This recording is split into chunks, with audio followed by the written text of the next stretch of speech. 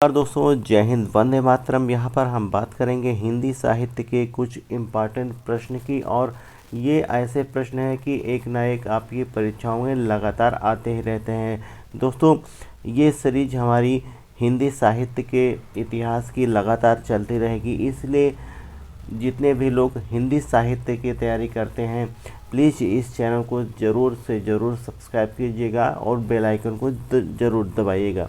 दोस्तों हम यहाँ पर बात करेंगे प्रश्न नंबर 1 की। कह रहा है कि किस युग को आधुनिक हिंदी कविता का सिंह द्वार कहा जाता है।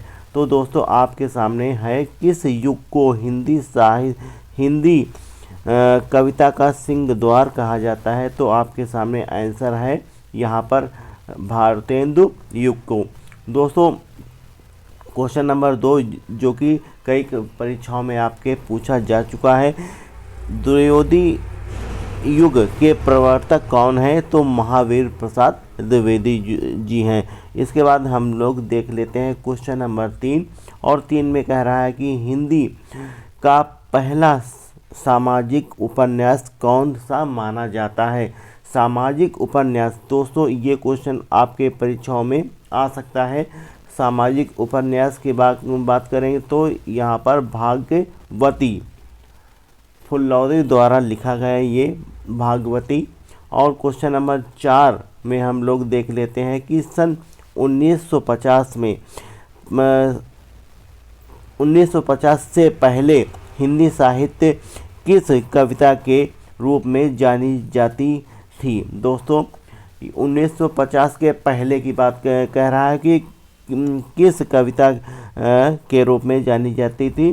तो प्रयोगवादी कविता के रूप में जानी जाती थी। दोस्तों अगला प्रश्न आपके सामने है क्वेश्चन नंबर 5।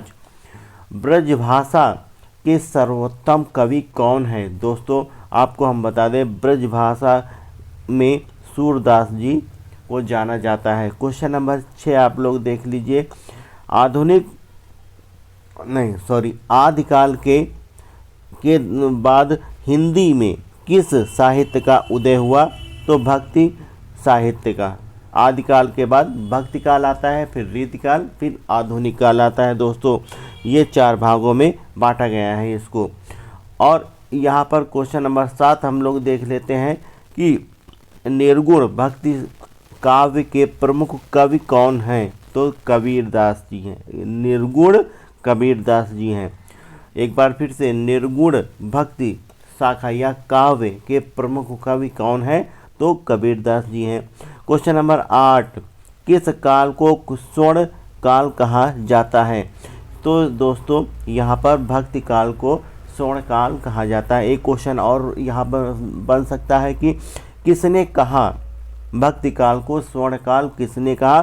तो यहाँ पर आपका आंसर हो जाएगा गियर्सन ने ये इसको कहा था। दोस्तों उसके बाद क्वेश्चन नंबर 8 हो गए। 8 के बाद हम लोग देख लेते हैं 9वां क्वेश्चन हम लोग देख लेते हैं। और इसमें कह रहा है कि हिंदी का आदि कवि किसे माना जाता है। तो स्वयंभू को आदि कवि माना जाता है।